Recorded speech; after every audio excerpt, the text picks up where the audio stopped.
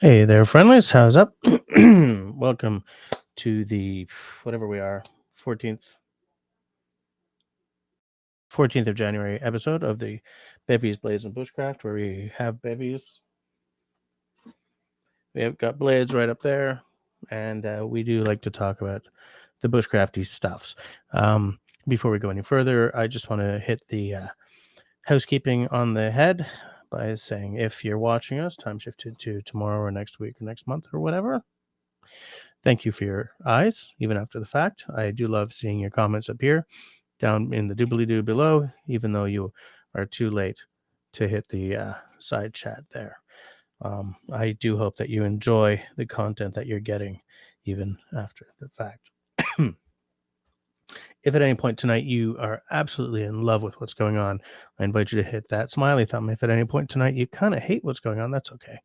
The frowny thumb works just as well. And if you would like to take a more active role in supporting the channel, keeping the lights on, helping me to, buy stuff to review and all that, then I invite you to hit the join button. That is just right, actually around there, I think. If you right click on that, open it, excuse me, in a new tab, you'll see that there are 2 tiers of membership that are open to you, as well as what each tier gets you for your hard-earned money. Now, without any further ado, I do have a reading tonight, but as I said in a previous episode, I'm not going to be doing the news anymore unless something really spectacular happens. Tonight's reading is from the January-February issue of Canadian Geographic. It is the Arctic adaptation piece on page 19. It's very short, but it's apropos because of a podcast I've been listening to lately. First, I'm going to see who's kicking back with me, though. I forgot to take my meds. So, there we go. So, who's kicking with us? Who we got? Who's happening? Who's, Okay, I'm going to roll on back. I know that Grace Martin was the first one to pop in because she appeared pretty much as soon as this got saved and popped up, excuse me, on YouTube. So hi to Grace. Who else have we got? I got Country Boy saying hi. Country Boy is a channel mod and a channel hero. And then even early for this guy, like before showtime, we had Serge popping in. Serge is a channel mod. There's Mr. There's Mr. Trucker. How you doing, Chris? Chris is also a channel mod. So we've got some mods in the house right now, which is good. Excuse me. Okay, everyone's just saying hi. Anyone else popping in? It's all just these. I mean, this is all before I've even been on, right? We're up to like 8:55. Interesting question from Grace to Chris. Are you driving tonight? To which he says, just got driving done for today. So where are you? Oh, of course. Grace asks where. Country Boy asked the same question. He is just east of Tallahassee, Florida. Now Tallahassee is a name that first time I heard it, I didn't quite believe it was real. I was like, what? It's like Timbuktu, right?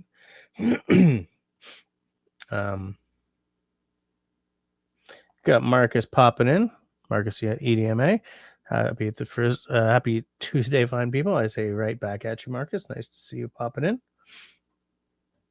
We got Destiny saying, yes, Jess is live tonight. Of course, I'm live. I don't think I could face my life without my Tuesday live streams. No, like if I'm not going to live stream, I was going to say if I'm not going to live stream, you guys will know ahead of time. But there was that one time when I had to run to the hospital with Cody and I didn't have time to tell you guys then. That's true. But yes, I'm live tonight. Chris says it's a cold winter in northern Florida this year, in the 40s right now, having to run the water every night so it doesn't freeze. But in the 40s, it's not going to freeze, isn't it? Like in the like from 31 down to the 20s. Everyone's saying hi. Everyone's just sort of just saying hi, just being friendly, just being great peeps. We're all friendly people down in here. Uh-huh. Destiny's asking about Marcus's shepherds. We got Shawnee popping in. How you doing? Hi. Hey, party people, she says. I have not been called a party person in a long time, so I'm... Thank you. We got Susie Q popping in. How are you doing, Susie? Apparently Marcus's dogs are great and they're keeping him busy. That is not a surprise to me. Hold on. I'm looking for... Just making sure I'm not missing anyone. There we got Christy popping in. Nice to see you. Christy, as you guys may know, is a channel hero. He said while scrolling to make sure that was still the truth.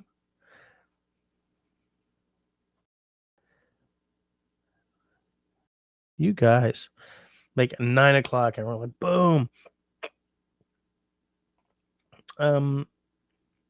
Everyone's just saying, hey, howdy. Howdy, fine people. You run it from 30 degrees and below. Okay. I guess that makes sense. Yeah, I mean, that's below freezing. Like, we don't tend to have to run it even at really low temperatures because we heat the houses. And the pipes are like inside the walls. But every now and again, like, especially if you have a I used to live in a whatever it's called, centenary house or whatever, where the isolation was just... Isolation is not the word. The insulation was just not good enough, and in that place it got really cold. And on cold days when it was like really below zero, we would have to run the taps. Here we don't have to because of where the pipes are in the more modern houses. Russell popping in. Russell is a channel hero and a channel mod. How you going? He's got whiskey on ice and an innocent gun on deck. That is an excellent pairing. Which is the whiskey you got on ice right now? Is it the same one as always? The Grants? Everyone's saying hi. Mark Davidson popping in. How you doing, Mark? Mark Davidson is a channel hero, by the way. Hey, look at that. We got Homie Omi in. It's not bad. we're having growing pains as we get the kids back into the whole school swing. I thought that would be over in a couple of days, but no, they still don't want to get up in the morning. But whatevs. We'll get through this. We'll get through this together. You know what I'm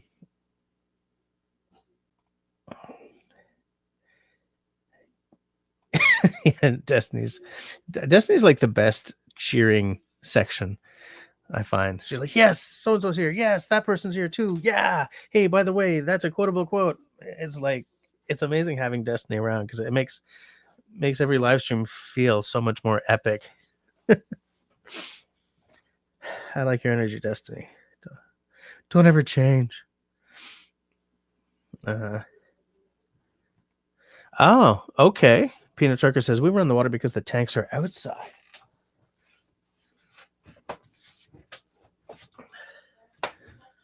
That would never be built in Montreal because that would be a rupture like every single year. Because you have to assume, and this doesn't always happen, but you must assume that you're going to hit minus 40 Celsius. Is that where Celsius and Fahrenheit meet? But you have to assume that it's going to hit that at least a few times in the winter. I kind of feel that it hasn't done that that far on us in a few years at least. But even then, like in a normal winter, it'll hit minus 30, minus 32, and like it won't stay there for a week. Usually, sort of the deep freeze up here is usually in the minus 20s. The mid to late minus 20s. Is that a real term? Late minus 20s. But so like you have to build with cold in mind. So yeah, we would never have the tanks on the outside. But I mean, it really simplifies things when you live in a place where you can put the tanks on the outside, or like where my dad lives in Penticton, where they don't have to worry about a frost line, right? If I'm like when I built, well, my dad came and helped me, but when we built my new deck just off the back door, you have to go down past the frost line. You have to dig down past 4 feet. That's the law in probably all of Quebec. Or I don't know if that's the kind of municipal level bylaws, but like everyone goes past 4 feet here to put their piers in. My dad out there, they don't have to do that. They just put everything straight on the ground. They get this much snow all winter.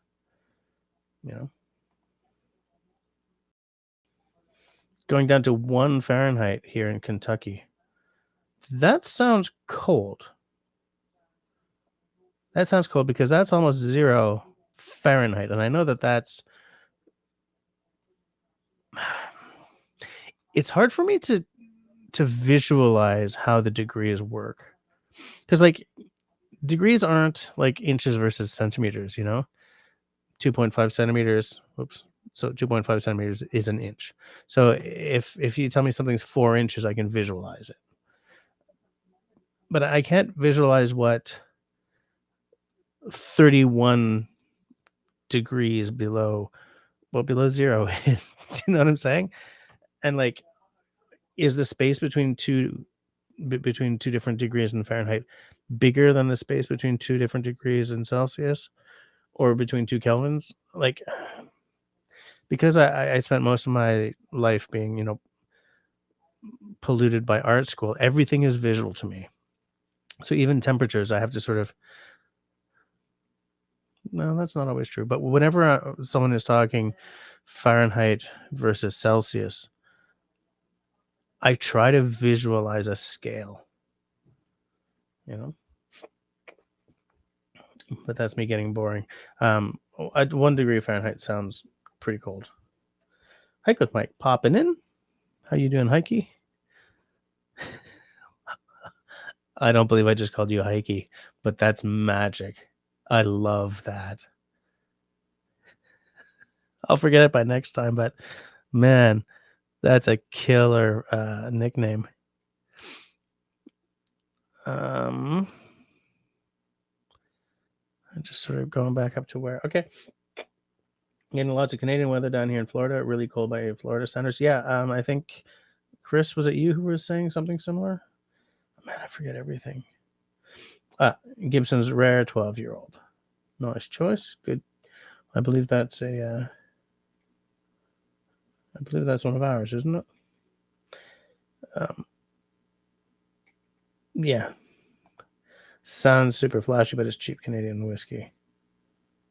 Still, I mean, it's not proper 12, because that's garbage in a bottle. We have, Ike with Mike says, we have electric heating. Our bill is going to be expensive. We have electric heating here as well, but we're in Quebec, so we pay ridiculously lower fees than most people. I mean, that's what happens when you put a dam on pretty much every major river, right? You get fairly cheap power, and then you also happen to power like Newfoundland, I think New Brunswick, parts of New York, Vermont, parts of the eastern seaboard. I think a little bit of New Hampshire as well, but I'm not sure about that. And Country Boy is blessing hikeys. Oh, that's so good. So good. And I'm going to forget it in 30 seconds. Damn it. It's a heartbreak and It's a mouthful of heartbreak. A little nickname like that. But yes, you are welcome to our Canadian weather. Today is not that bad here. Like it was -1 to -6 today, I think. That's degrees Canadian, obviously. Yeah, Destiny is everyone's hero. I like that, Chris. Yeah, you're absolutely right. She brings the positive no matter where she goes. Exactly, homie. That's exactly what I'm talking about. We need to hire her as the hostess for the live stream. You know, she shows up first, welcomes everyone, and then I pop in. I come in through a curtain. Fine people. Hello. Oh, Destiny, your utilities just got increased as well. Blah. Yeah. If you live in Ontario, the whole Hydro One thing is definitely part of it, right? Because I'm not going to get political, but when you denationalize a crown utility, that's what happens. The rates go up. And because Hydro-Quebec is a crown corporation, they're not allowed to make a profit, right? So what they're looking to do is break even. I mean, there are certain loopholes and stuff, but they're not allowed to make a profit off of us because we're also paying taxes. So we're part owners, you know. Russell says, I'll put just Destiny should be like, hey, homie is here. Pom pom double back handspring. Amazing. Yeah. That would work. Hey, look who's here. David Evans, who is a channel hero and a channel mod, if I remember correctly. I mean, I know he's a mod. I'm just scrolling to see if he's still a channel hero. Yes. Yes. Okay. Like with Mike he got foam covers on all the outside spigots. That is hard. We have for our outside spigots as well. We have an anti-freezing thing you put on, but I just close the water. Well, the one on the front of the house is an anti. It's a frost free or whatever spigot anyway. But the one on the back, I just close the water off.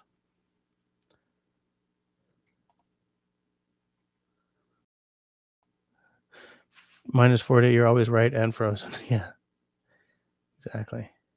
Everyone's saying hi to one another. David says to Marcus, Florida's boring. I need snow in winter. I would have a hard time not having winter. I mean, I don't love the shoveling. I don't love the slush, but you know, there's a magic to it. And there's a certain hardiness, right? We can say, winter is in our blood. Ooh, we're so tough.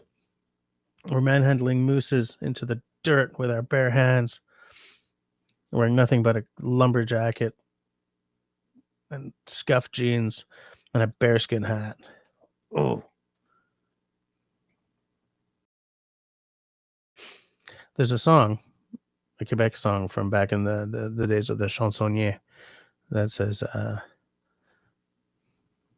I'll have to translate it, but the words are, Mon pays, ce n'est pas un pays, c'est l'hiver, which is, my country is not a country, it's winter. It sounds terrible in English. But anyway, in French, it sounds just fabulous. It's old people music, though. David says, I was thinking of installing one down here. He's talking about wood stoves. I would be the only kid on the block to have one. Does it get cold enough down there for a wood stove? David?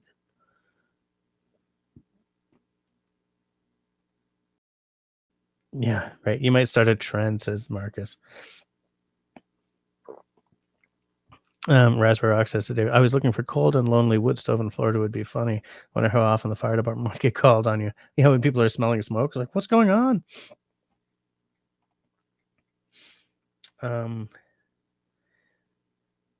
Country Boy says that BC has like 30 hydroelectric dams and our electricity is ridiculously expensive. Is it Is it privatized there now? I know, like stop it. But is it privatized there now? Oh, and here's Chris doing the God's good works, saying 25 people watching, 18 thumbs up. The hammer is watching. It really bugs me that YouTube doesn't automatically update the viewing numbers and the thumbs ups anymore. That really pisses me all the way off. So I'm reloading that page. Yeah. Okay.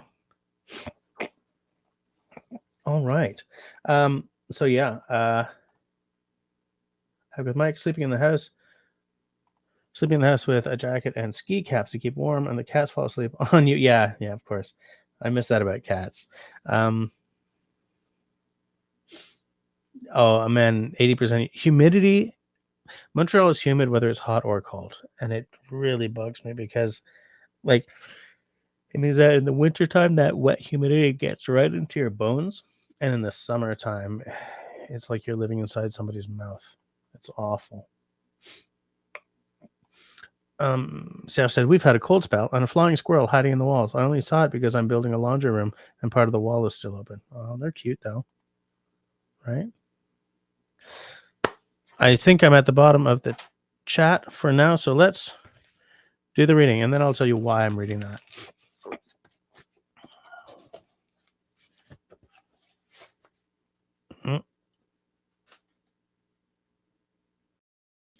Arctic adaptation.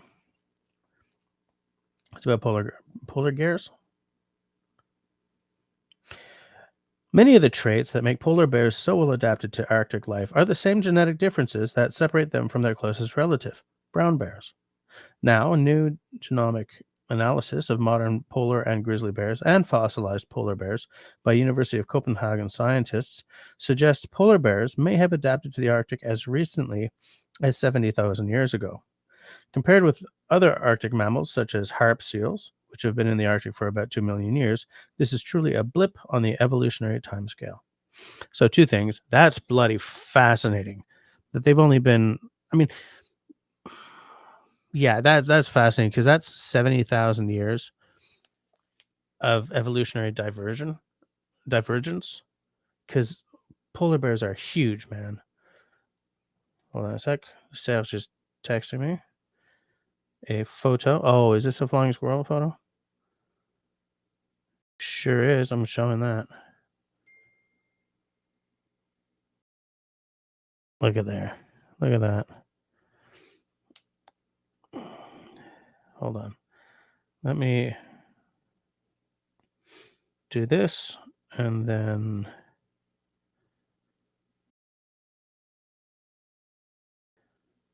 there we go. Shows up better if I turn the light down. How big is it?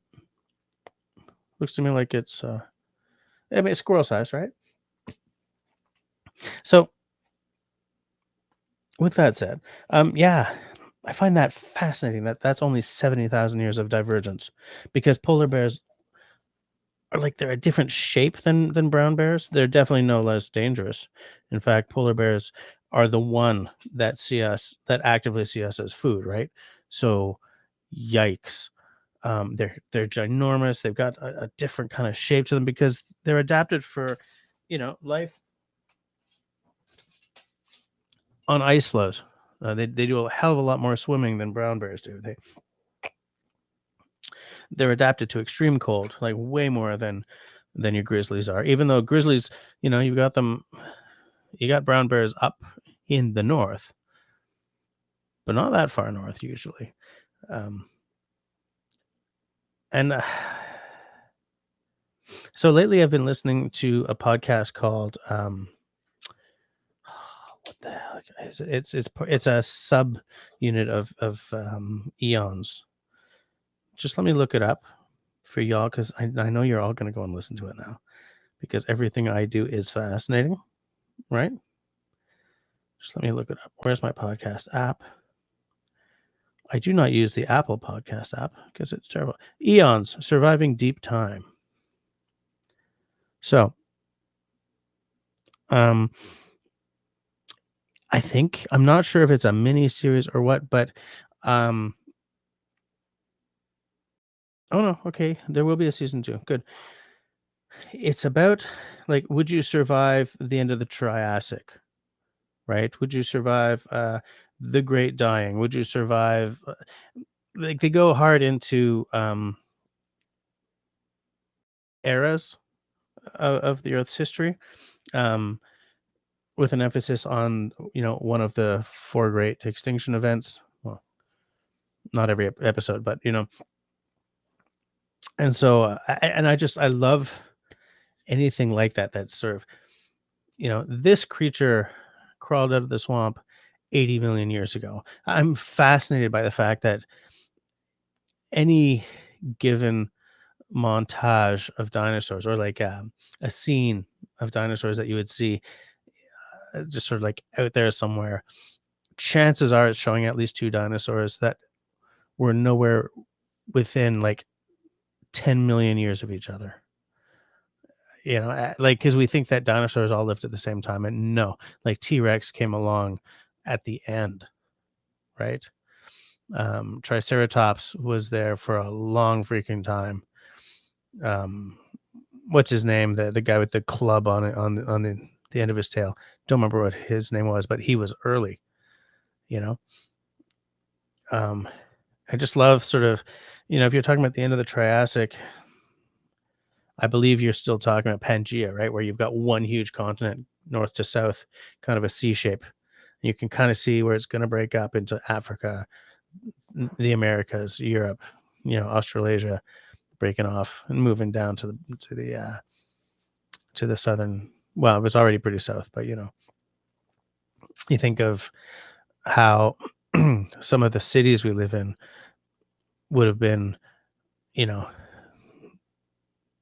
like some coastal cities would have been in the middle of that landmass, but just the way those landmasses moved apart and moved around, suddenly, you've got a coastal city. You've got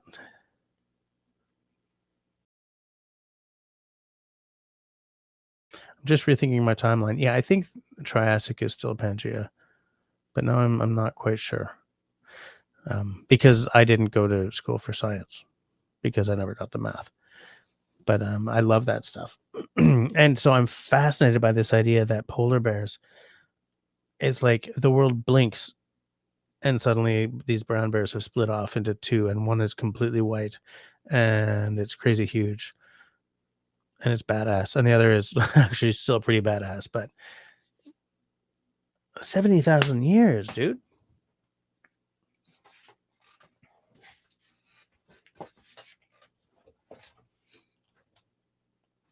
That's fascinating. I love that because that's fast. That's really fast. And in some islands like that Darwin went to, like speciation happened really fast down there as well. But it seems that like when you're talking about something as huge as a polar bear, 70,000 years seems ridiculously short. Ridiculously. Hold on. I just want to make sure I'm not missing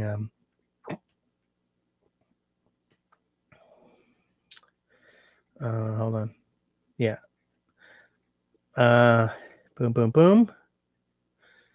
Hi, good Mike says flying squirrels are so unique. I've come across them a few times. I've only ever seen one once. David says it's 55 degrees in St. Petersburg. What's the temp where you are? Mike Morton, holy crap. Mike Morton in the house. I have not spoken to you in a minute.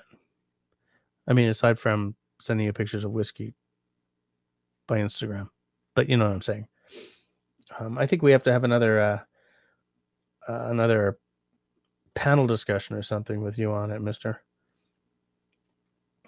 We're just talking about nothing really tonight, but I just read this piece. I don't know if you popped in after the reading, but I was reading this piece in Canadian Geographic about how the polar bear split off from the brown bear like only 70,000 years ago. And since reading that, I was like, I had something else planned for tonight's reading, but when I read that, because I got home from work and this was waiting for me today, right? This is literally the January issue. I read that and I was like, oh, that's what we're talking about.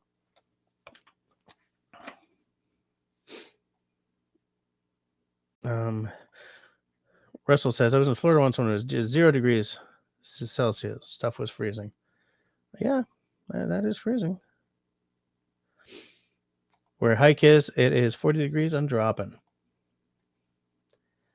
Country Boy says that BC Hydro is the government rate. Problem is that you sell it all to California cheap, so us are forced to subsidize that sweetheart deal. And we do the same thing in Quebec. We sell to the States for lower than for under cost.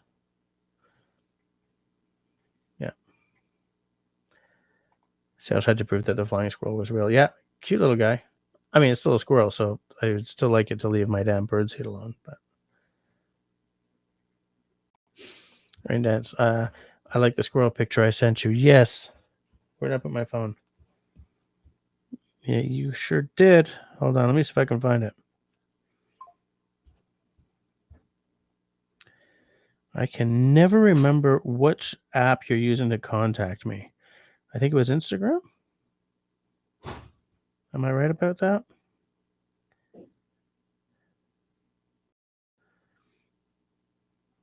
Oh, I don't know. And I don't want to waste time staring at my phone instead of talking to you guys. But yeah, David sent me a cool squirrel picture as well. Because he knows that I do love them animals. Damn it. Hike with Mike grew up in Dunedin, moved further north because you like the country lifestyle. I would love to move to a more country area. Maybe someday. Hike with Mike says, I crawled out of the swamp a few days ago from a swamp hike. How'd it go? How was that? David is asking Destiny if her stretch and sniff comment made it into the quotable quotes list. I think it did, didn't it? I mean, everyone was laughing so much. Yeah, South says T-Rex is closer to us than Stegosaurus was. Stegosaurus, by the way, is my number one dinosaur. It's my favorite. I had this theory that everyone secretly has a favorite dinosaur.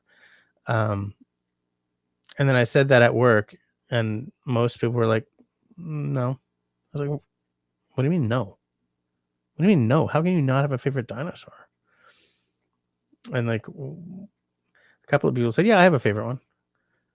But I don't think everyone does. I'm like, what are you guys saying to me, man? Why you got to be breaking my heart like that? Yes, chickens are descended from the avian dinosaurs. It was the non-avian dinosaurs that went extinct. The avian ones just turned into the birds that live all around us. So yeah, dinosaurs are still here. We got a Canadian in the house. How you doing, mister? I'm just checking something out here.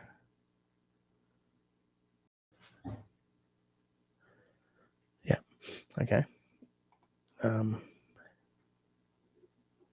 Everyone's saying hi. Oh, yeah, Mike Morton says, I did see that 70,000 does seem short. Yeah, that's crazy. Hike with Mike says, the only animal I fear in the woods are bears. I think that's a healthy lifestyle choice. I think fearing the bears is a good idea because it keeps you from doing something stupid. It shocks me the things people do around moose because they think that moose are, kind of non-dangerous. I'm like, no, you don't piss off a moose because a moose can take you right the hell out. Like, period. Story over. Dave says he sent it by, yes. Yes, you did. It was by. It's a pretty good one, mister. I mean, they're cute. I don't hate them. I don't want them to die. I just want them to, well, I've said that before. I just want them to leave my damn birdseed alone. Get off my lawn.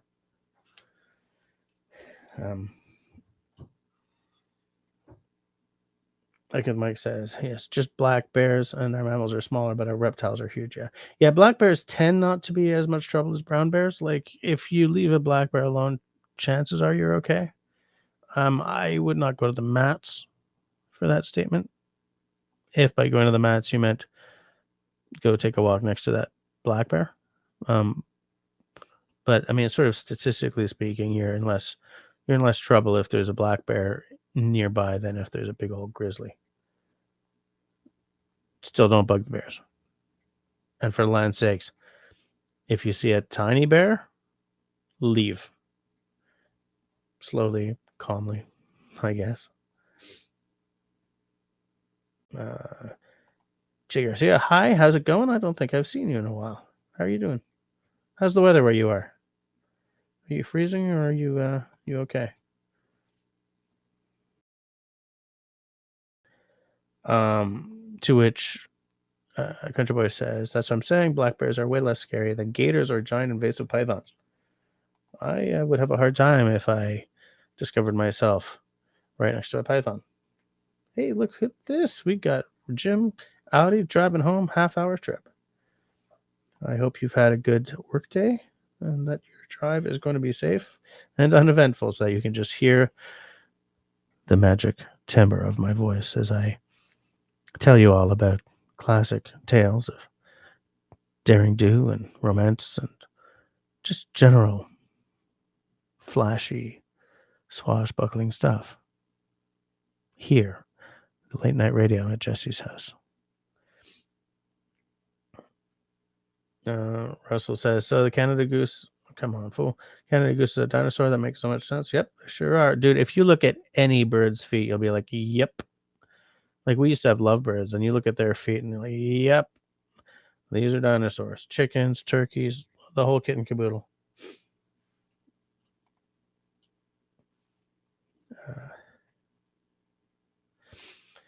Hiking Mike says to Country Boy, I'm used to the swamp creatures. I'm around them all the time, but being woken up in the middle of the night with a bear circulating you is scary. Yes.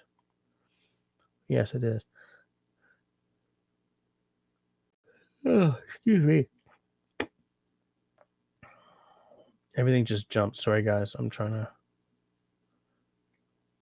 Like what Mike said, I came across a mama moose when I was hiking in Alaska. I turned back right away on the trail. I would have done the same thing. I would have gotten the hell out of town. Everyone's saying hi to Jay Garcia. Hold on. I'm going to see if what's going on with the YouTube page, man. Everything is all messed up. Who cares? I need to drink a little bit of tea. So, dry January goes well. I mentioned to Russell or on his Discord that so I was gigging Friday and Saturday, just past, and when I'm gigging, I take since I was gigging, I took a break from dry January because as part of the agreement, the bands all get 2 pints. Excuse me. And I mean, after playing at that pub for 21 years, I'm not giving them a freebie on what I'm owed. So I had 2 pints.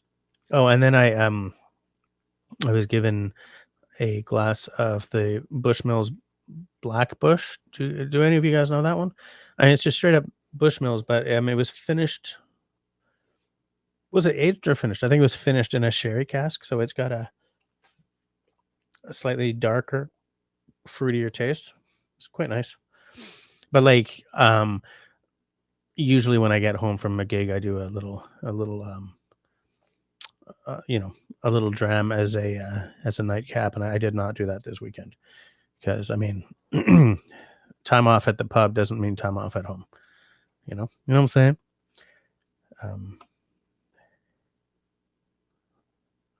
Everything just jumped again. For land sakes. Oh, Mark says, are we doing a yawn count? And now, of course, because you said that.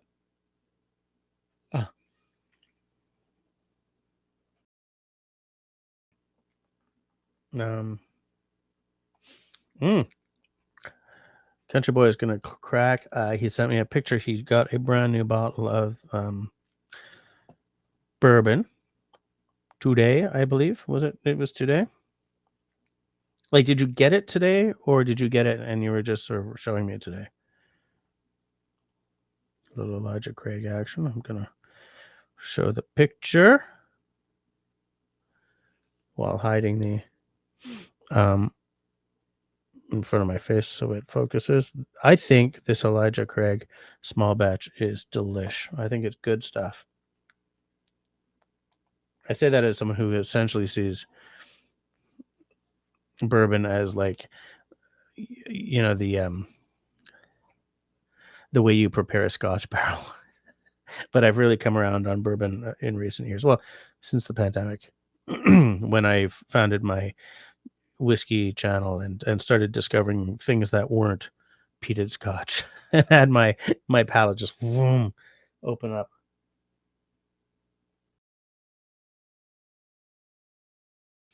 So, anyways, my country boy, I'm really hoping that you love that bottle because it's really good, and for the price too. It's not spectacularly expensive, you know. And Destiny says, I think Mark Davidson of a Peanut Trucker will know the yawn count for sure. I don't know if he was on top of it. Boring Jess ends January 31st. Some might think that Boring Jess starts on January 31st. Hike with Mike when he met up with that bear says, I banged on the campfire ring and sang Led Zeppelin's Immigrant Song and it went away. Powerful juju. Powerful stuff. Jay Garcia says that the fires in LA rattled him enough to reconsider his family plan. That would rattle me too, for sure.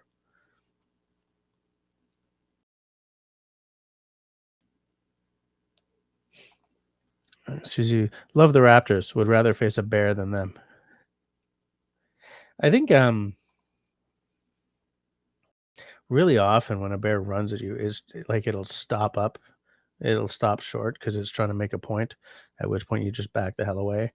But you never know which way it's going to go when a bear comes at you,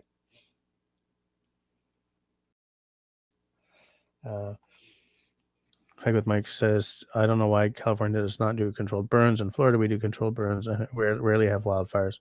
I think a lot of areas are going to have to bring back controlled burns. Controlled burning got discontinued by a lot of governments in the 1800s because it was seen as like a native thing, and they were trying to change the whatever. But in like the mid 1800s, a lot of places stopped controlled burning because the white men didn't tend to do it. And since then, we're learning that there's a real utility to controlled burning. And I think it has to be brought back. It has to be. It will make such a difference, because here's the thing. If you make your money off of forestry, you don't want wildfires to come through and take your crop out, right? So I'm not talking about like, oh, we have to get back to the old ways. No, I'm saying if you want to stop, absolutely wasting your tree crop for forestry, your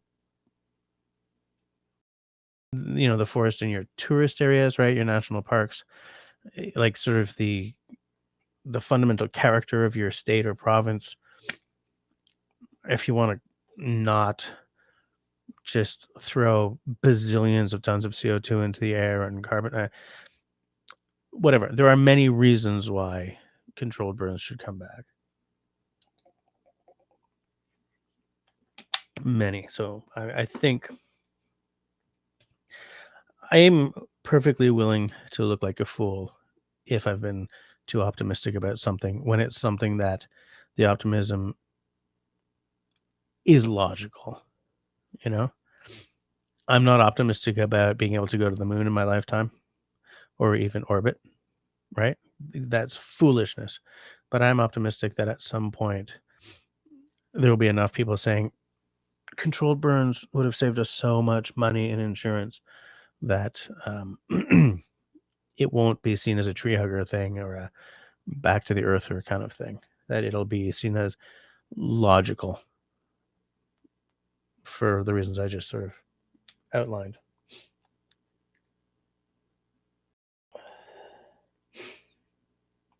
I think in some areas environmental groups did as well, but that's not the that wasn't the entire reason at all. It doesn't matter who blocked them, really, right? It kind of doesn't matter if it was greenies or shall we say, whatever. They have to come back. I think there's no better way in a world that is growing increasingly hot and dry. We have to do what we can do.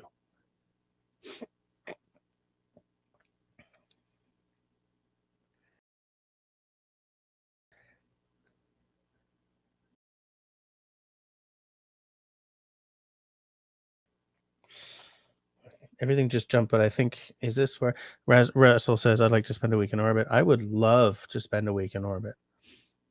Of course, Savage is always in orbit in his mind. I think maybe part of the reason I was so into shows like Star Trek and Star Wars and stuff is because I would love to see what outer space looks like, you know? That's why I love being under under a night sky in a dark sky zone where you don't have the glow of a city blowing out your view of the stars.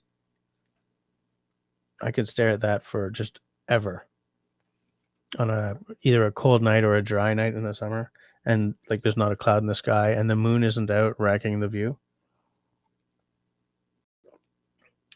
It's just not, you know, I just glitched on exactly what I was trying to say, but it's unbeatable. Absolutely unbeatable. Hey, Lucas here. How you doing, Mel? Nice to see you. How are things going over in your eco village? I think it's going well. I realize I have not watched a whole lot of YouTubes of late, unless it's for something like I'm watching YouTubes on how to build cabinet doors, like for your kitchen cabinets, because we have those typical, mass produced melamine or whatever they are, and they're starting to bubble and squeak. Bubble and squeak is a dish, but they're starting to look a little ratty, and so we're thinking of getting actual wooden ones because we both love real wood. And the wife said, "So you got a workshop?" I said, "Yes." She said, "So figure it out." I said, "Okay." So I've been looking up a lot of stuff like that. I have a table saw.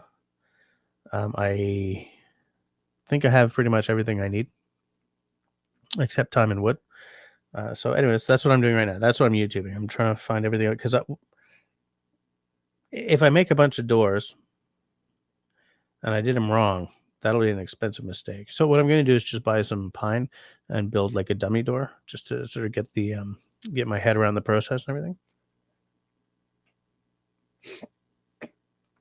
Okay, everyone's saying hi to Mallow because she's great. Hi,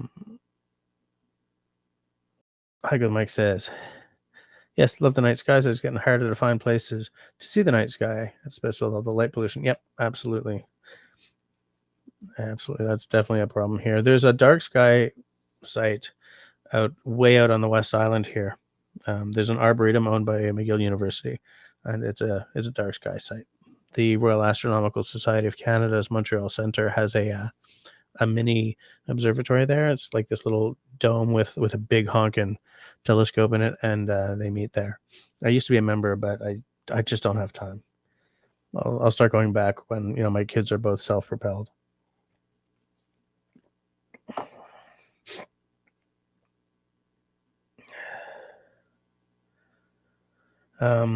So Mallow says everything is snowed over now, so on hold. Okay, makes sense. Still no permit. Oof. Okay, that's too bad. Business is good and growing. Been fishing a lot. All good. That sounds cool. Sounds like you got some cool stuff happening. Russell says time wood glue. I guess he means time, wood, and glue. Are those the things that I'm missing for my project? I do have a lot of glue.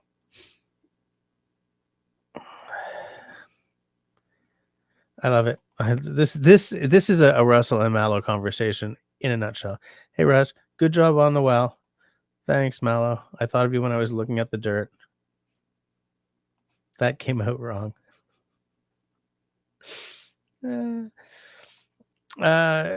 Country Boy says, you don't have a wood shop without a jointer and a planer. I have the planer. I have a 13-inch DeWalt. But yeah, I don't have a jointer yet. I don't have... I bought like a secondhand planer, no, jointer for like $50, but the motor was blown out and adjusting the blades was... Anyway, I do dream of having a jointer. I really do. David Evans is complimenting Russell on his excellent use of the English language there while talking to Mal. I think Mike says that the Everglades is a great dark sky place. I have never been there. Got to check it out one of these days. Yeah, I love a dark sky zone for sure. Love it. And a router. I have a router. In fact, when I built my, my buddy Robin and I built my workbench. He helped with a lot of it. What we did to flatten the top was used my plunge router and built like a sled, and like used levels and everything to make sure it was like dead flat. And like instead of using wood for the sled, we used MDF because it flat, right? And we built that sled and went across it, just got it absolutely flat. It was great.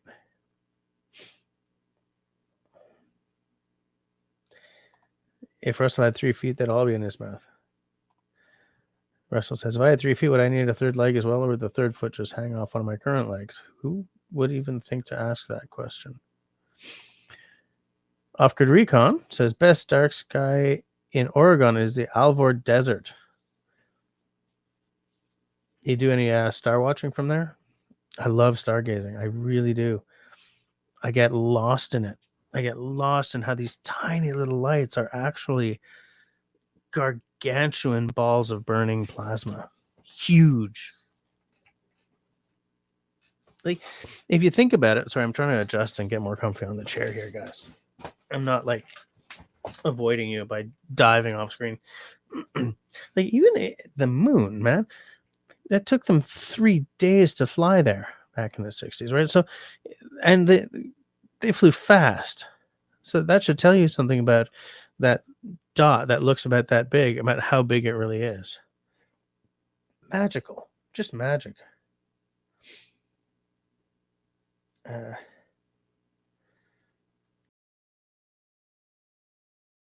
Hold on. Mal's asking Grace how the knee is, which I did not ask recently. Oh yeah, you do the time lapse of the Milky Way. That's crazy cool. I would love to do that. I love looking at the Milky Way in a dark sky zone. How it's not just sort of like a little stripe across the sky. It's like this roiling mass of clouds. Like you can see actual. Oh, I love it. I love it. Yeah. Russell says, I feel that every possible description of me would be a quotable quote. I think you might not be wrong. I think you might be right about that. Sal says, I close the lights of the house and you get a pretty dark sky. Out there, yeah, I imagine you probably would. Off-Grid and Recon says, you have a short of it on your Instagram. Do you want to, can you share that here? Like if you put a space before like the .com and Instagram, would it let you, a reel? Yeah. Would it let you post that? I don't know.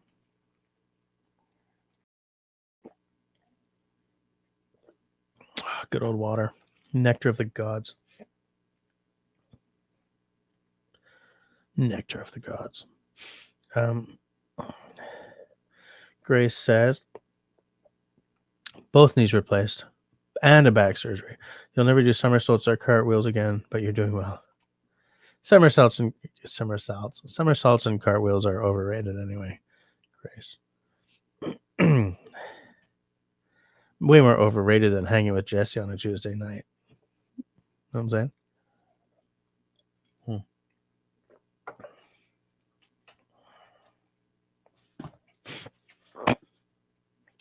Excuse me.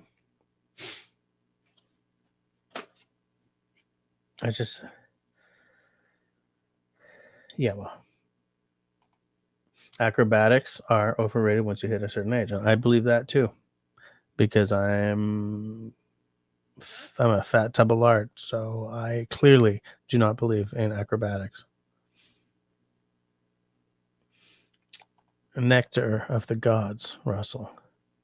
Nectar of the gods. Someone get him a dram stat. Yeah, it's only like another 15 days ish, 16, whatever. You know, you're back too. Gosh, I'm glad you're doing well. And yes, somersaults are overrated. Exactly. See, if Jess says, and Mal says, and Country Boy says, I mean, clearly it's right. Clearly. Just let me have a bit more of this Nectar of the Gods because my throat's getting a little dry.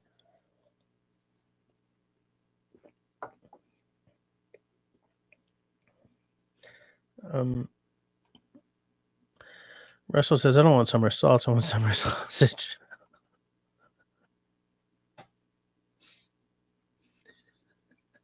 I think that's a quotable quote, Destiny. I love that. So, hold on. Two things. Grace says at her age, she looked pretty silly. So would I. But David Evans says that late night knife buying is underrated. And he's got Chris on board with that philosophy. I haven't late night bought a knife in a long time. I think it's like the knives I'm really excited about are all too expensive for me to do that with. Like, what am I going to do? Buy another Russell #1 or another Groman #1? Well, I could actually, but you know, the stuff that really excites me, the stuff that I would love to have, but probably never will at this point, is the Tamagami by Hella. I would still love to have a Jack Lore, but he doesn't even ship outside the UK anymore, so that ship has sailed. And those are expensive. Those are like £500 sterling. So, like, that's Woodlore pricing once you make the Canadian dollar conversion, right? It ends up being like a $1,200 knife. I could never do that. More than that, actually, right now. Russell says, geez, man, Serge is on. Hold on. Russell, who's summer? Like, Russell says, everyone needs a late night knife buying display wall. Yeah, that would work.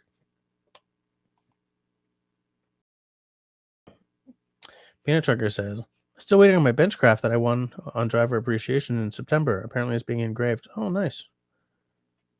Like it. That sounds cool. David says, that's the one thing about being in Florida. More knives to choose from and less expensive. Russell saith, well, if I had no choice but to choose, then I'd have to start calling Chris Hemsworth Summer. Good to know. Good to know about your celebrity crushes.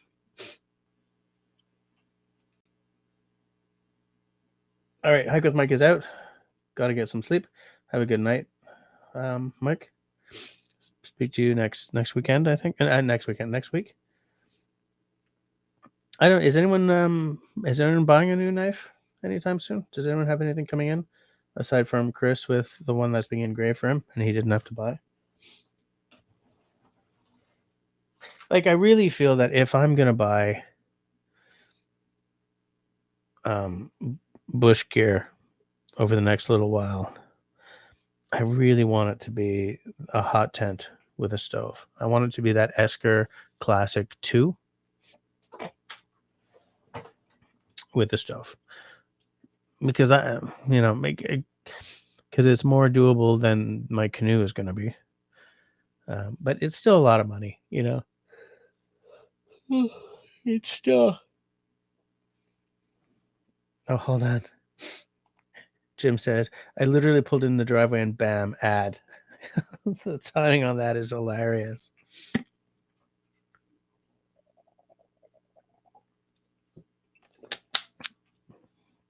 And yet, buying the winter tent just means that suddenly I need to get a pulk, right? I've got snowshoes, so I can cross, but like, it's expensive, and there are associated costs, because you're not going to go winter camping with an 8-degree sleeping bag, right? So I feel that right up front you're throwing down like 1,600 and something for the tent, then maybe another 6 to 7 or something for the stove and the pipe. Though I haven't checked on that in a long time, so I don't even know if I'm within the ballpark. But then, if Mike Morton is still here, he'll tell you how much a winter sleeping bag costs. I think his was, Mike, if you're still here, was yours like around $1,000? Worth it though, right? You don't want to freeze. Hold on. David is looking at switchblades. I have not held a switchblade in like 40 years.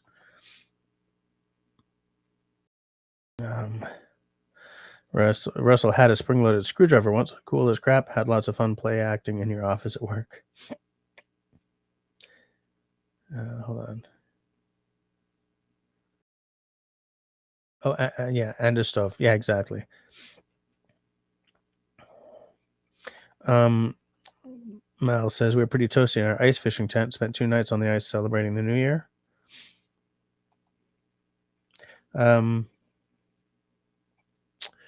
Around here, they don't ice fish with tents. They have those, those little cabins that they sort of push out onto the ice with a hole in the bottom. They put they've got these tiny little wood stoves in there. My wife and Camille went ice fishing a couple of times a few years ago. Hey, Unix server, you looking at me? Then I totally screwed it. Yeah. Mal says propane heat and lots of fish. Oh, they propane? Okay. Yeah, lots of fish would. It seems dangerous to me because of my allergies. Hold on.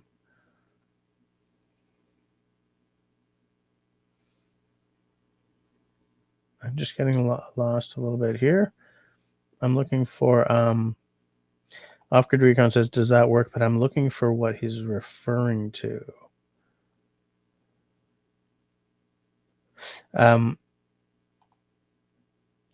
Yeah, Country Boy's liking the Elijah small batch. Nice. Yeah, I'm glad, because I was really, I was worried because of how it took you a while to get to be okay with the Woodford Reserve, which I think is a great bottle. So I've been like, because we've talked about whiskey a few times. I've made all kinds of suggestions, and then I was like, gosh, maybe all my suggestions are going to be crap. But if you like that, then yeah, then we're okay. Then we're okay. You and me, we're okay because you like that bottle, okay?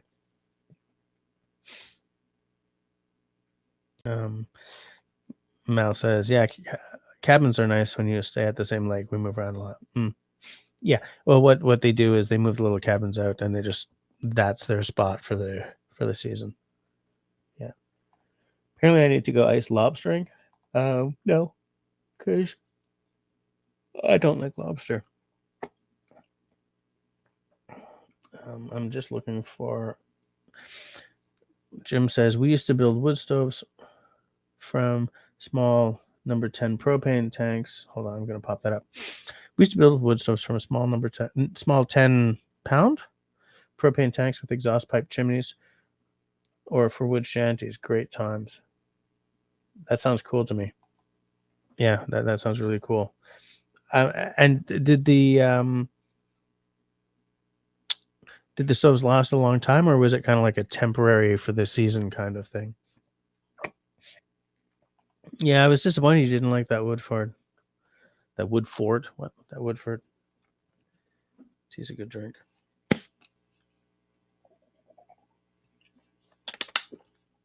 I tell you guys, tell you peeps.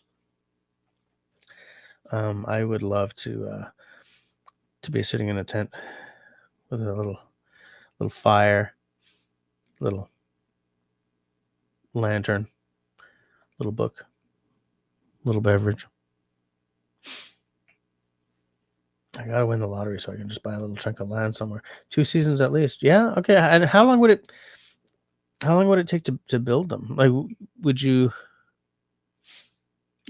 be welding them? Because I mean, those little tanks, they've already got like a ring to act as a foot, right? So you just have to cut out a door and then maybe a vent.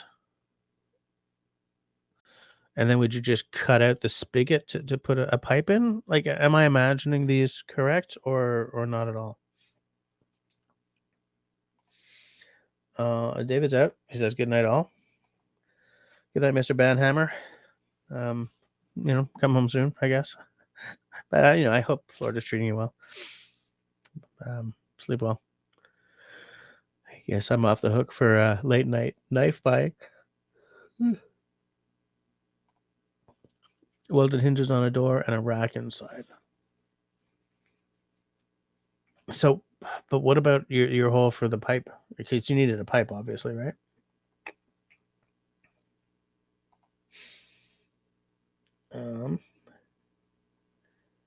Peanut Trucker. I think he's counting the yawns. Yeah, sorry, guys.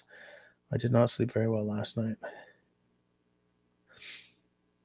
Russell says, do inflatable hot tents come with inflatable wives?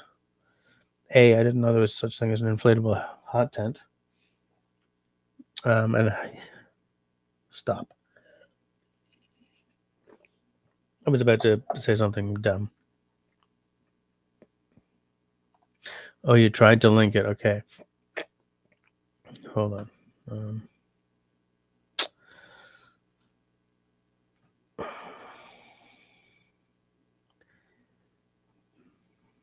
I guess I don't really have time to go looking you up right now, but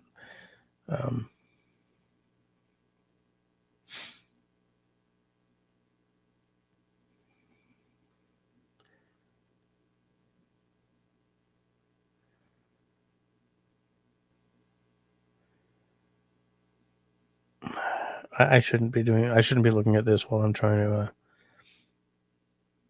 I'm trying to look you up, but so you couldn't link. Yeah, it's because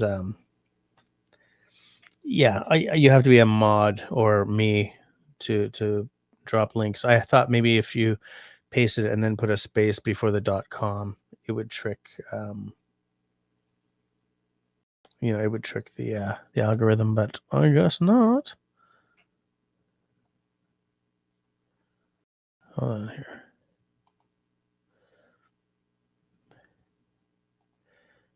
New tab.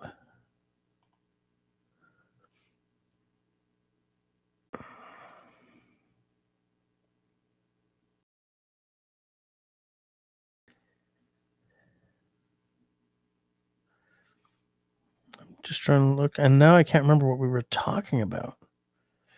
Ooh, you got my favorite knife. You got one called your favorite knives. Here's what I will do. I shall, because I'm subscribed to you, so I just get your stuff, and I'm trying to figure out how to just grab the link to your page. I'm just going to grab it off the top there.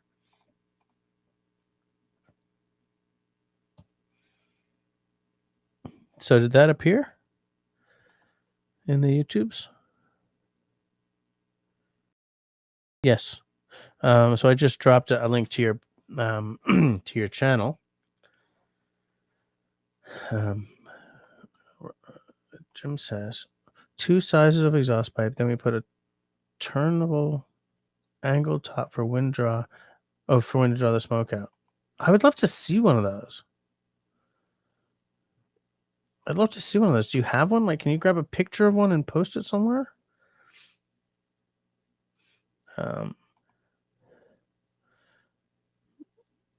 this is the inflatable hot tent I saw. No inflatable wife, though. He didn't have to take him seriously about the wife. Gonna open that in a new tab. Oh, right. Yeah. I wonder if I can share this. I'm looking right now.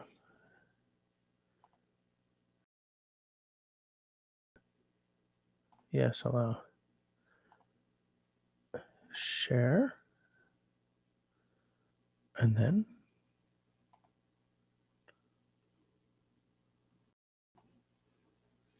There you go. So, let me get rid of that. I have to deinstall that. So, well, that's what she looks like.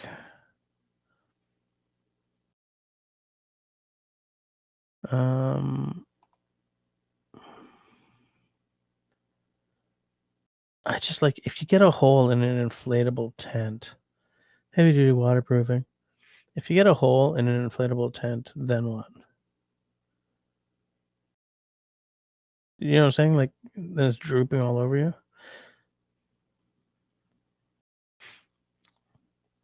Lots and lots of air of light in there though, and that's what it wraps up to. Lay the tent flat. Install the floor nails in the 4 corners and install the air pump. Start pumping air. Inflate until the tent is fully extended and adjust the intake volume until the air column is hard. Insert. Oh, tabernouche. Insert other ground nails. Pull off the wind rope and secure the tent. I'm thinking that there's some translation going on there.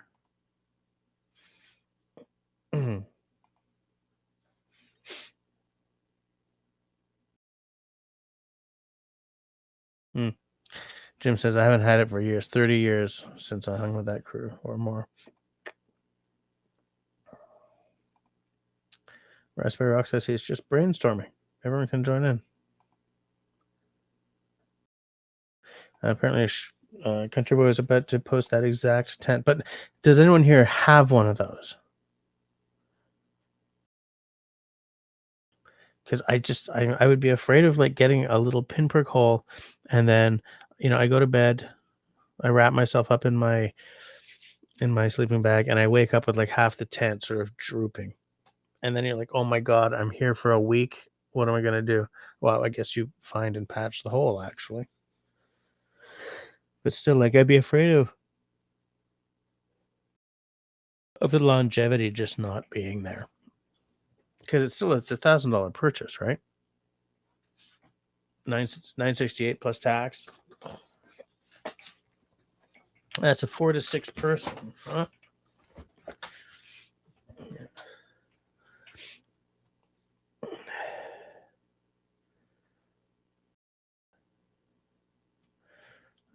But apparently, a Country Boy didn't see an option for an inflatable wife either.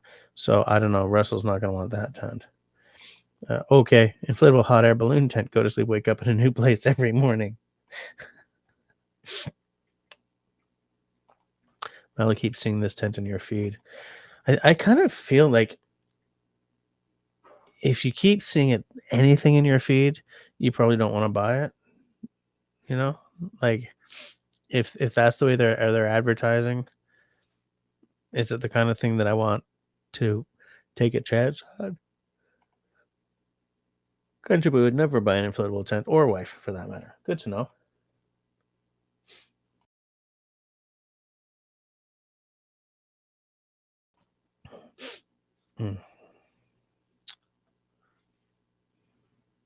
I wonder.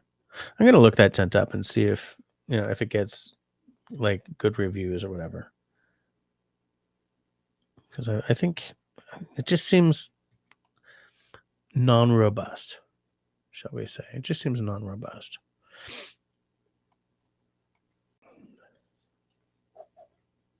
Oh no, my nectar of the gods is finished. It's too bad. I'm gonna have to drink tea. So I asked if anyone else was buying any knives or camping gear, and nobody said anything. Looking to see if Homie Omi commented and I missed it. So are we all taking a retail vacation for the next little while? Oh, gross. Dude, it's the same fluid dogs drink. It's nectar of the dogs. Russell's in fine form tonight.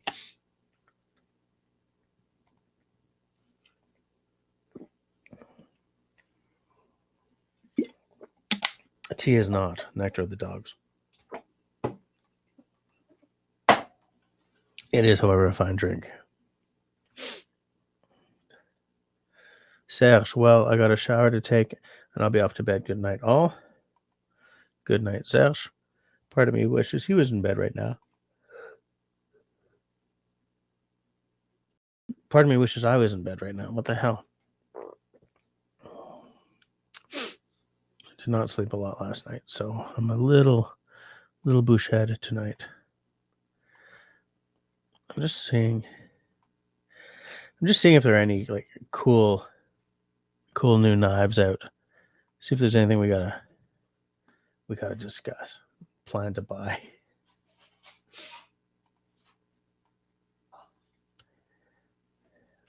Everyone's saying good night to Serge. Serge's brother probably has a couple of new knives.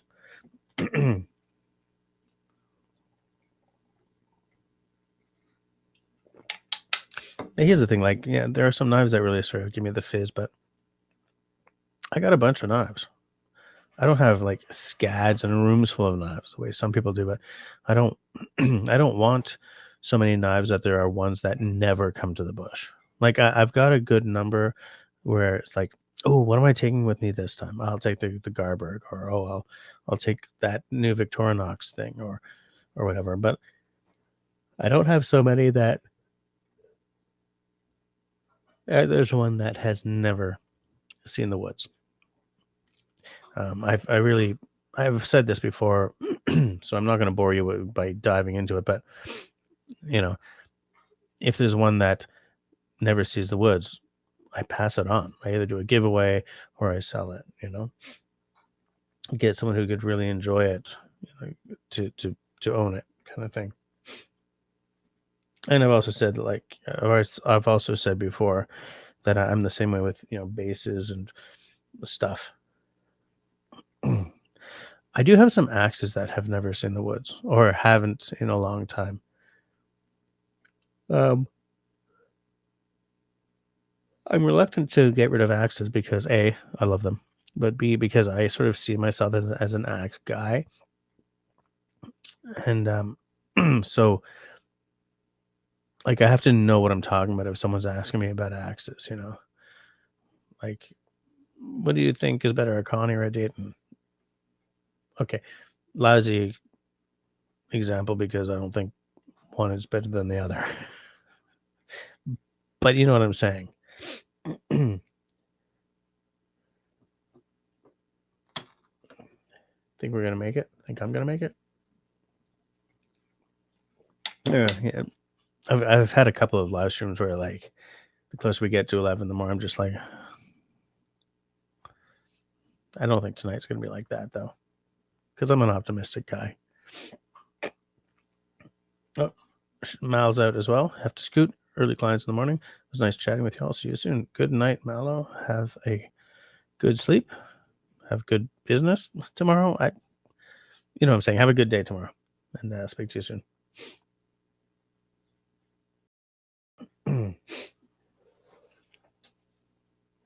Like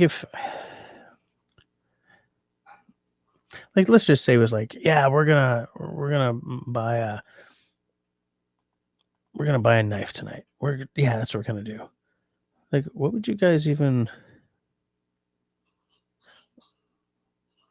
like? Do any of you have a knife a specific knife that you kind of wish you had? Like, if we were all gonna be like late night knife buying now, is there anything that any of you would go for? Would be like, yeah, this is my chance. Because I'm not an adult with adult money. I don't know. Is there something that you guys would like? For me, the Osborne, that Benchmade Osborne, absolutely top of my list. I'm never going to get one because the border agency has completely changed what foldable knives get in. So I'm not even going to order a folder. Um, I'm saying that because the difference in prices between Canada and the States on those are pretty heavy. So if I had been going to order one, I'd probably try to order from the States, but it'll never cross the border. So that ship has sailed. The Jack Lore ship has sailed. But like that Tamagami, still, man, I still really like that. I'd like to have one of those one day, but it's hard to justify because what hole do I have in my knife collection that would fill?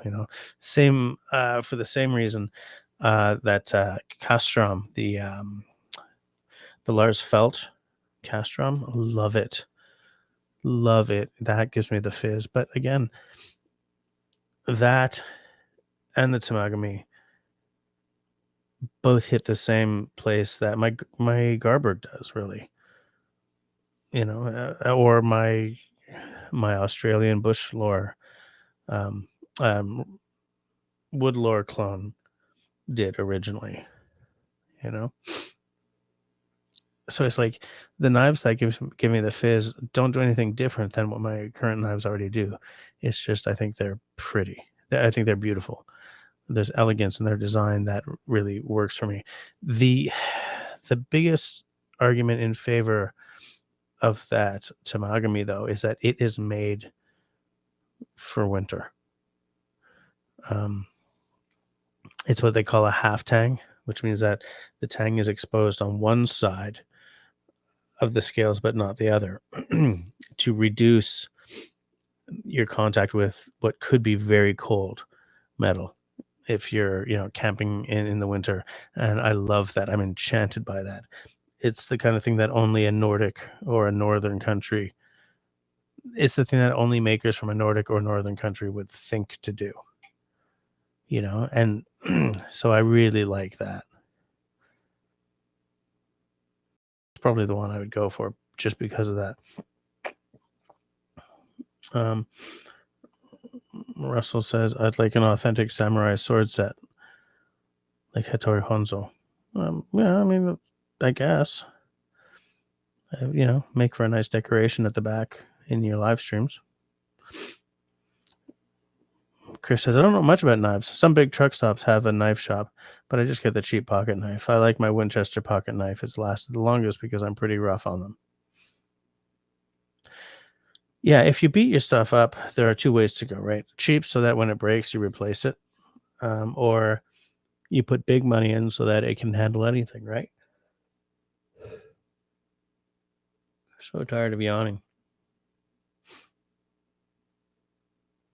Jim says, Boreal style North knife. So is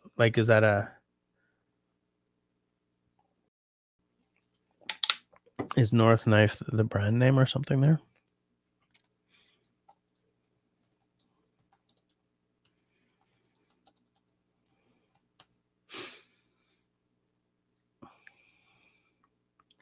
Just taking a look.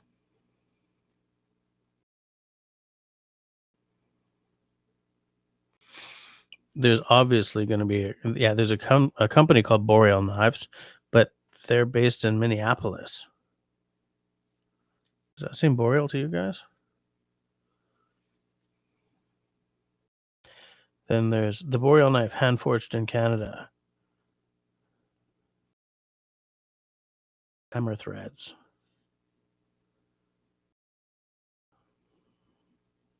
It looks okay. I'll share that. Oh, okay. Jim is just being a brat. Fair enough.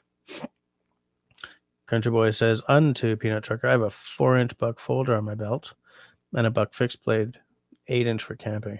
Had them both for over a decade and still going strong.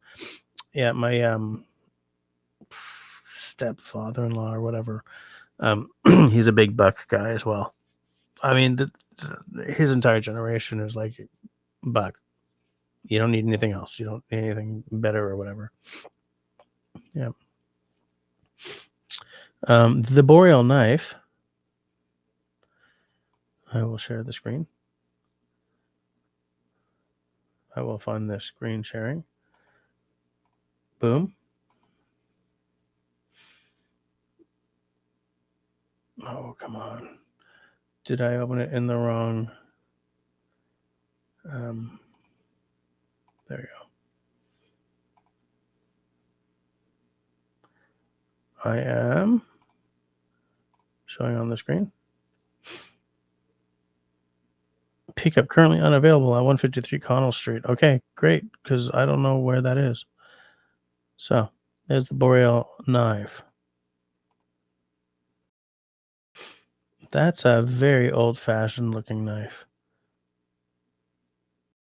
Which means that I kind of love it, but it's not a knife shape. It's not a blade shape that I have ever wanted to have. But I love the idea that it looks like something that you would see, in a plate, in a picture in like the Kephart book, the Camping and Woodcraft book, which I have right here. Okay, there I will tell you, guys. I tell you well and truly. Hold on, let me hide that on the stream. Two things I would love to have is a Kephart and a Nessmuk, because they're like old school Americana, and I'd like to do episodes on them. Most of the stuff that I'm looking to buy these days are stuff like I have with the idea of making an episode out of, especially because I would like to get back into making episodes,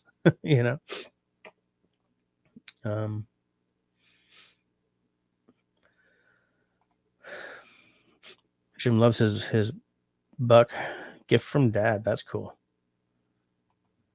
That is sharp. I think you're talking about the knife that I showed and being punny. Chris just thought of something. Destiny, are you related to the Fitzgerald that owns Fitzgerald Peterbilt in the States? There's a lot of Fitzgeralds around. Yeah, Jim. I like the scales, but that blade shape doesn't really do it for me, except for the fact that it's kind of a classic looking.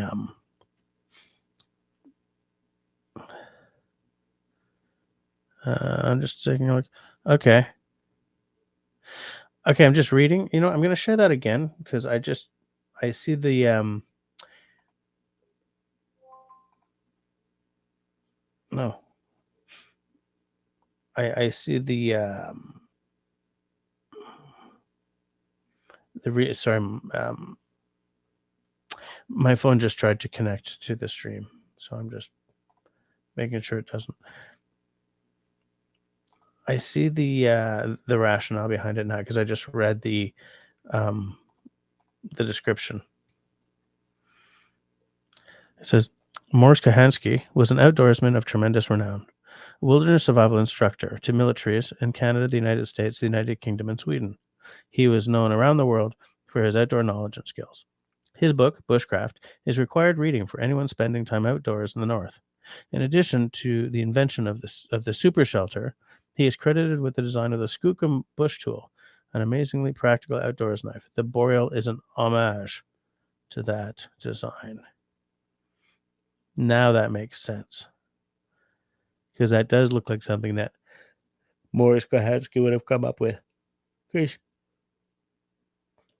approach to knives was very basic, very non-glamorous, and in fact, he hated the idea of that the Coke bottle handle that the Woodlore has. He hated that kind of stuff. To him, the scale should be slab-sided so that you could pick it up and know that you had it right.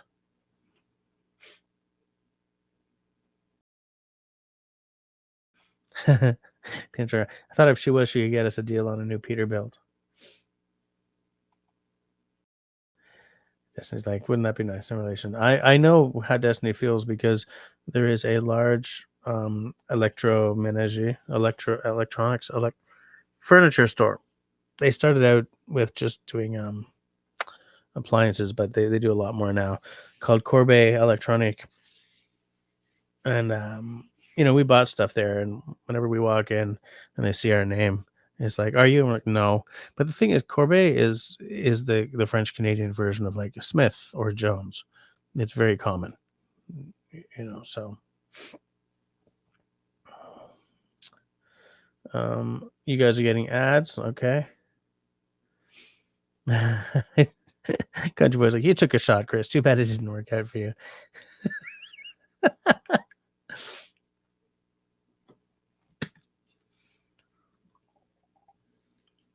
Mm.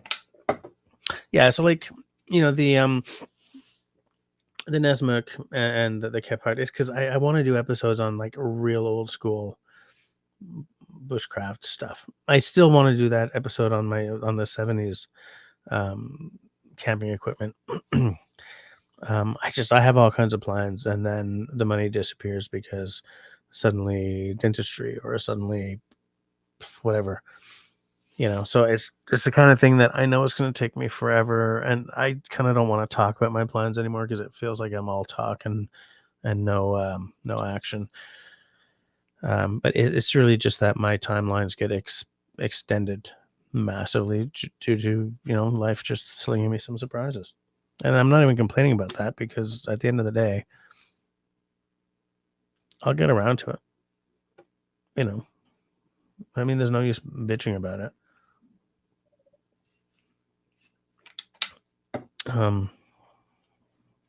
Yeah, I've still got a whole bunch of stuff written down.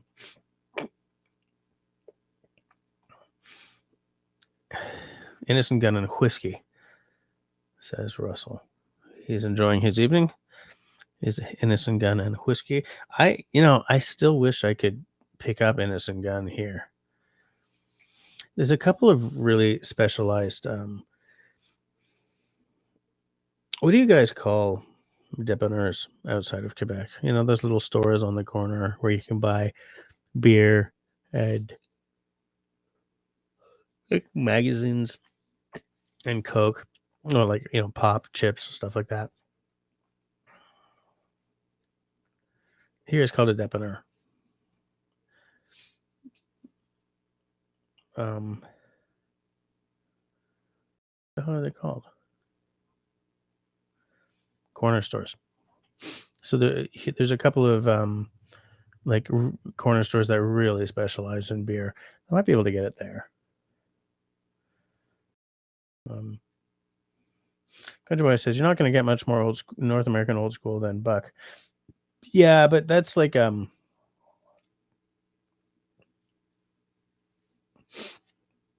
it's a specific style, and it's old school, but it's not Kephart old school. Actually, Buck might be as old as that. Let me look it up.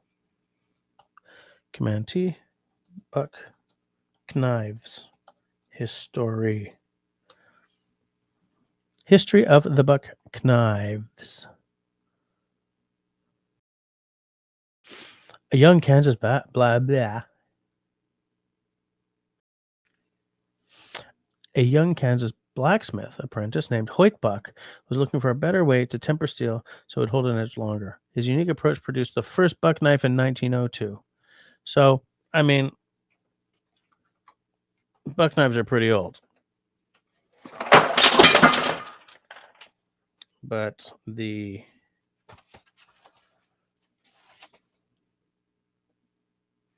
just looking for when. Okay, so Kephart, this book, first edition was 1916. So yeah, buck knives are pretty old. Okay. I guess I had this image of them not being that old because I guess because of when they sort of seemed popular among the people I know.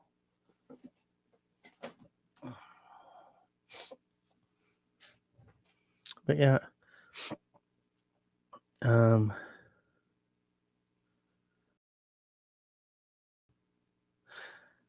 Oh yeah, convenience stores, sure. Not a liquor store. A liquor store is different. That's like a here it's a government store where you buy like whiskey and wine and stuff. Apparently, where Jim lives, they call them party stores or a convenience store. Country Boy says they call them corner stores. Yeah.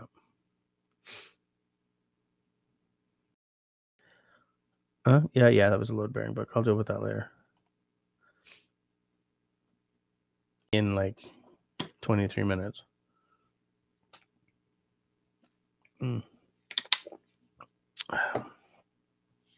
I didn't realize that books were that old. I'd like to see what that original buck looked like, though. He made each knife by hand using worn-out file blades as raw material. His handiwork was greatly appreciated during World War II. His eldest son had relocated from the Pacific Northwest to San Diego after finishing a stint in the Navy a decade earlier. Hoyt and his wife Daisy moved in with Al and his young family in 1945 and set up shop as H.H. Buck and Son.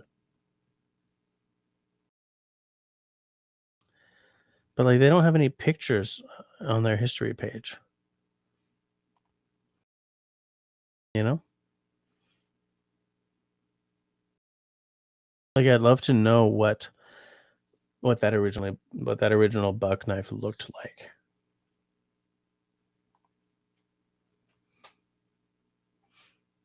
So yeah, I don't know.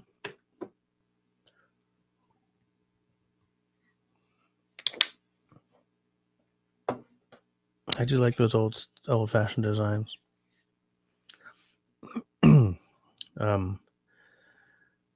I mean, my favorite old-fashioned design is the Groman #1, but that's just because that's like Canadiana, and look where I live. But the Kephart and the Nessmuk are pretty close. They come in pretty close behind. I wonder.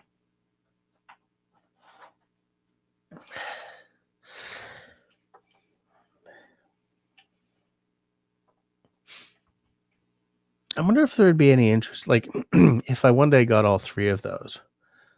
Well, I've got one of them, but if I got a Kephart and a Nessmuk, if I should do like a compare and contrast video of the three or something.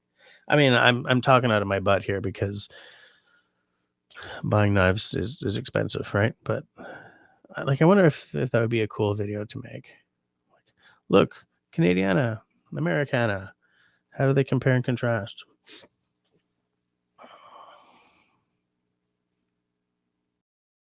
I kind of like that idea, actually.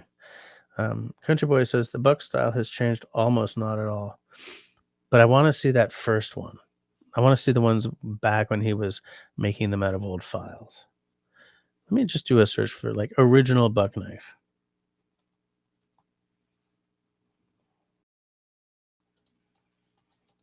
But the thing is, what I'll probably end up with is like, these are original buck knives. It's not like some other brand aping us. Yeah, Buck Classic knives. What was the first buck knife? No, it says in 1961 Buck was incorporated, and in 1964 the company introduced the Model 110 folding hunter knife. It's not what I'm looking for.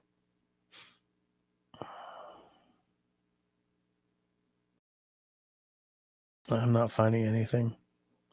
I'm just getting frustrated. Like, I can see where the buck style probably hasn't changed in years and years and years, because why would you do that? But old buck knives. Okay.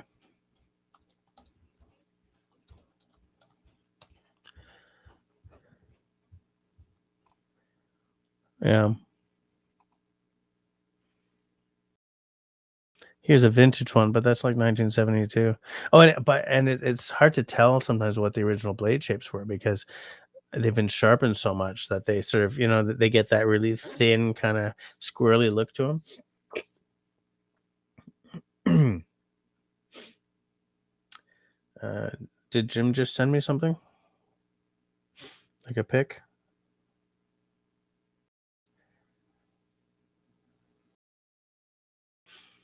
I'm just seeing if I have a pic. Jim, what have you and I spoken over? Was it Discord? Problem is I just have way too many you posted. Okay. Buck 118. Now here's one that I'm wondering if, like, is that blade been sharpened and sharpened and sharpened into that shape, or is that like at the original shape of the blade? You know?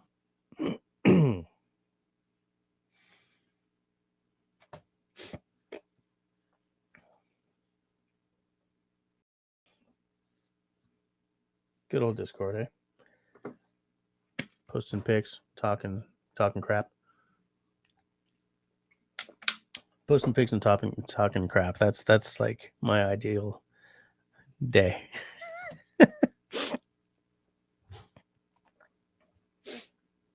No, that's the original shape. Okay. Wow, that's weird then. But I mean, whatever, right? Yeah, Country Boy thinks that knife's been through hell. I'm looking for another picture of. Wow, you guys want to see one that's been through hell? Hold on a sec. Check this out.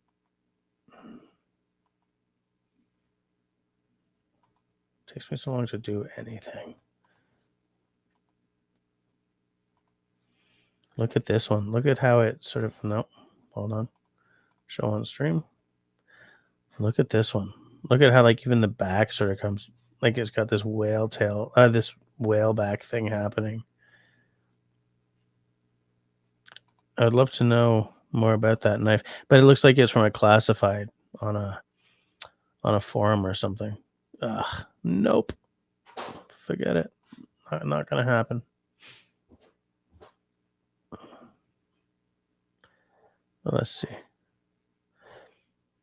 Yeah, how old is my buck knife? Buck vintage knives for sale on eBay. Vintage buck knife on Etsy Canada. Discontinued and vintage buck. But like, oh.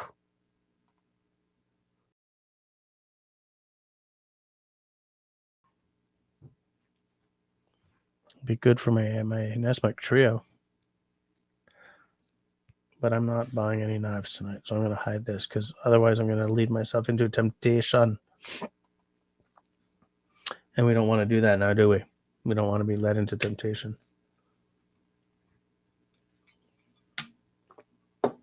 I have I think I was talking about how, like, the knives get sharpened so much that they lose their original shape. I have a bayonet from World War I off of a Ross rifle, and that's exactly what's happened to that. I have another one off of, I think, the French Army, which was one of those sort of spike bayonets where, like, the cross section was like literally a cross section. I accidentally bent the tip on that one though, which bugs me. But yeah, the Ross rifle bayonet, it's one of those that's been sharpened so much that it's like got this sort of weird shape going on.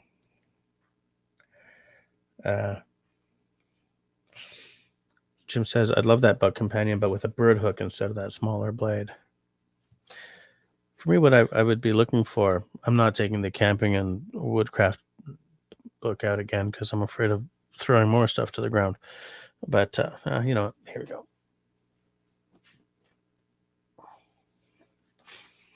Somewhere in here, there's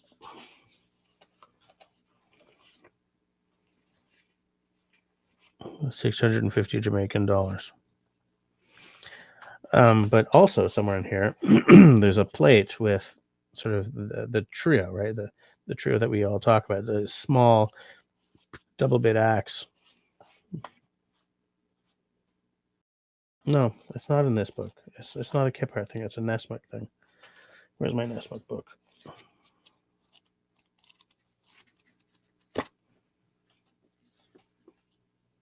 Where is it? Where you be? It must be over. Okay, it's over there somewhere, I think.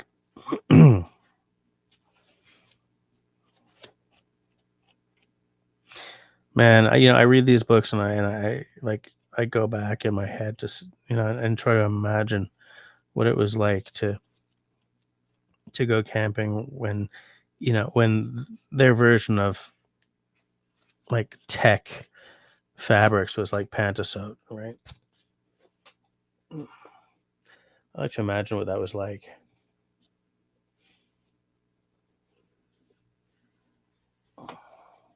He's like, there was no ultralight stuff. It was reasonable to pack a big wooden box into your canoe, or several wooden boxes. You know, Nowadays it's a big honking backpack. I mean, and a big honking backpack, and everything was leather and canvas and heavy, and especially if it got wet, and it's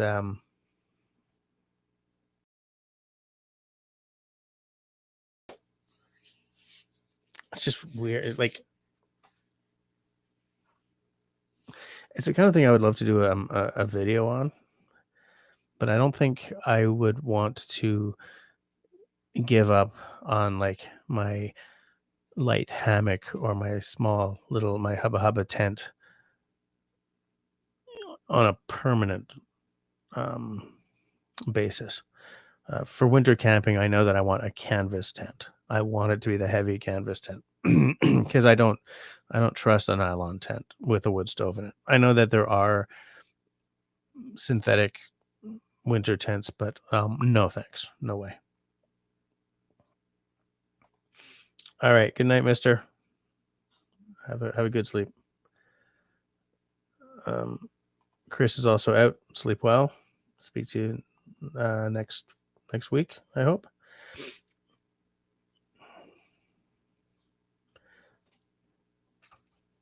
I am gonna have to clean that up after this live stream is over. We've only got like another 10 minutes left though, so that's all right. And still 18 people watching.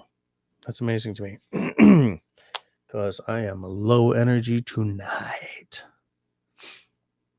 That's all right. I'm allowed a low energy night every now and again. Not every single now and again, but a now here and an again there. Know what I'm saying?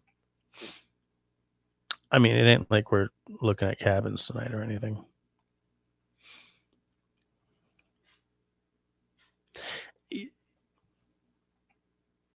Russell and I have had this conversation before because we both on occasion watch like these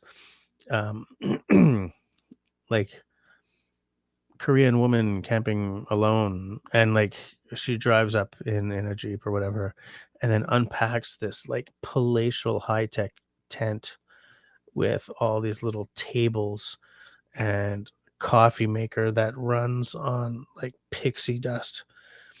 And I'd kind of love to do a roundup, like a post 10 o'clock roundup of all the really funky camping tech that you can buy like in Japan or in Korea, but not here. Because a lot of it is very impressive. I don't think I would want to camp like that, but it makes for great viewing, It's like some things like the coffee makers. I could see there being a real use case, but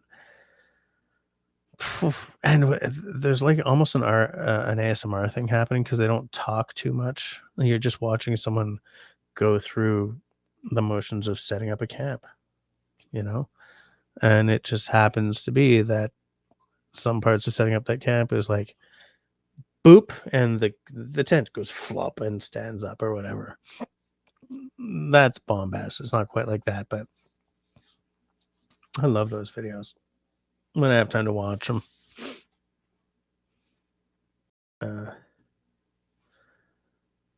Yeah, Destiny says, I love those Korean glamping videos. Yeah, but even if we did a parody video of those, like, how would we do that? Like, what are you gonna do? Like, transport in? Yeah, the next special feature for sure. But I mean, it's crazy what kind of stuff is.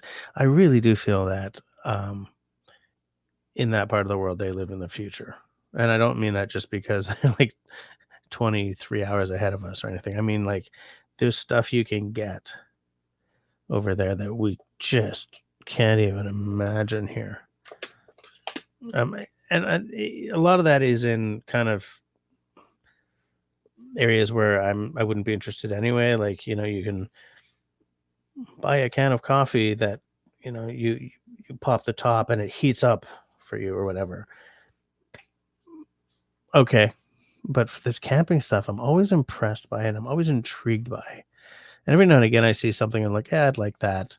And then I try to find it, and of course I can't because I can't read the glyphs, you know? Or because here's man, the pain is real. So I found a notebook. I'm very into notebooks that can handle fountain paper ink, and I like dot grid rather than graph paper. So I found one coming from somewhere outside of Canada, and so the notebook is $16. This is just coming from the States too. This isn't coming from Japan. It's way worse coming from over there. But like, the notebook was 16, and the UPS, the cheapest UPS charge was 17.57. And with UPS, I always have to assume, okay, I'm going to get a surprise. They're going to show up, and there's going to be a brokerage fee. I'm so tired of what of what shipping has come to cost now. So whenever I see something in one of those videos, I'm like, that's actually pretty cool, and then I go and look it up, and I can find it. I look at the price, I'm like, okay, it ain't cheap. And then I look at the shipping and think, no. What there needs to be, every online retailer needs to have, like, you can delete something from your cart. They need to have an option, a delete option that is, want this, can't justify the shipping charge.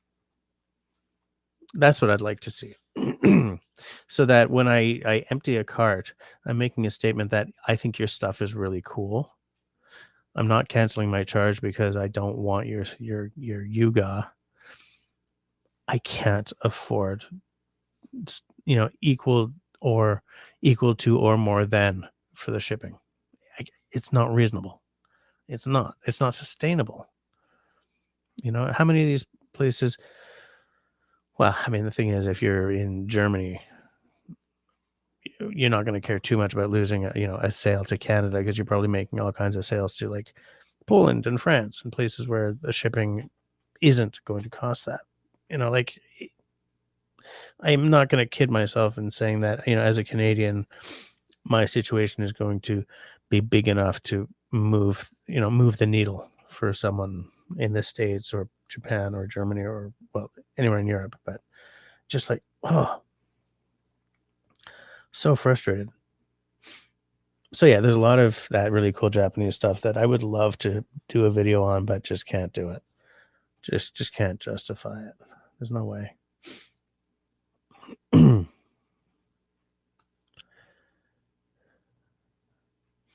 keep looking at that Buck companion. I'm going to close that window because that is in the States.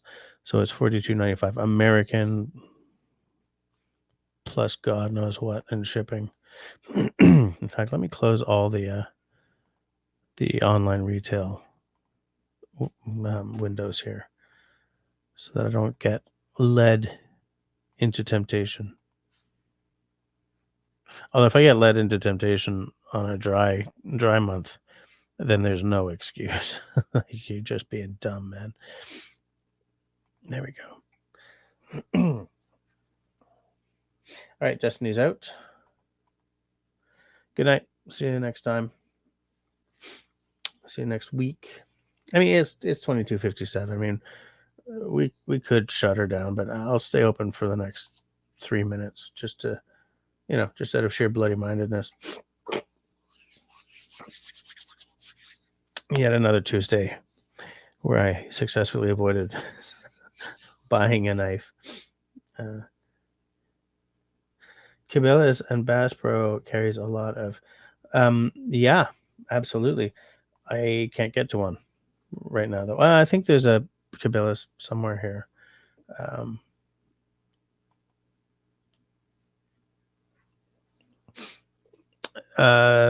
I know where there's a Bass Pro in Alberta that I drive, like in Calgary.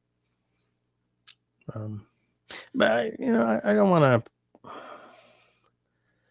to just buy more knives just for having more knives. Like, really, if I'm going to buy another knife at this point, it's going to be one of those dream knives like that Tamagami. Or if I ever was to go to the UK, I would try to convince Sandy Jack to build me a Jack Lore and like just pick it up and bring it home. His waiting list is crazy though, as well. His work is spectacular. In fact, I would take a Jack Lore over an original wood lore in a Montreal minute any day of the week and twice on Sunday. His work is just great. Whoa, Russell bought 2 knives tonight. I don't. You're not telling me the truth. You're kidding, right? If you're not, what are they? I think you're kidding. I think you're just being a brat. Oh, you bought 2 knives to make up for me not buying one? Is that it?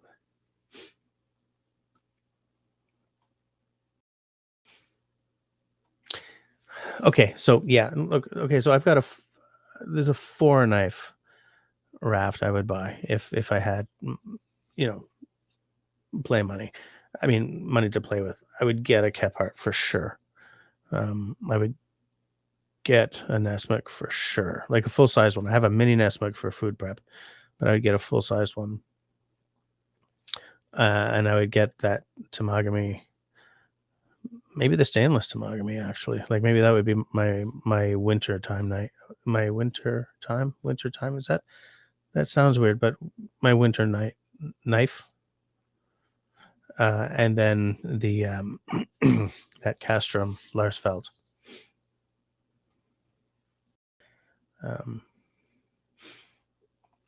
Russell says he did buy 2 knives, but Boring Jess will find out what they are on February the 1st. Fair enough. I can wait.